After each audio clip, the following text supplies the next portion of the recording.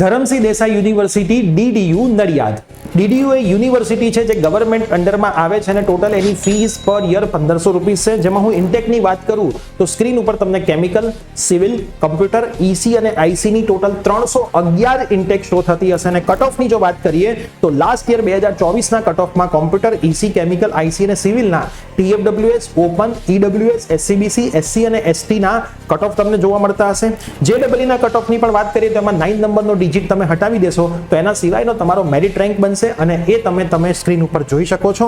પ્લેસમેન્ટની જો હું વાત કરું તો કોમ્પ્યુટરની અંદર ટોટલ 107 વિદ્યાર્થીઓનું પ્લેસમેન્ટ થયું હતું અને highest salary package 21 lakh, average salary package 8.22 lakh, IT માં 92 વિદ્યાર્થીઓ, EC માં 83 વિદ્યાર્થીઓ, મિકેનિકલમાં 52 વિદ્યાર્થીઓ અને IC માં 45 વિદ્યાર્થીઓના પ્લેસમેન્ટ થયા હતા. આ પ્લેસમેન્ટ ડેટા 2024 ના છે.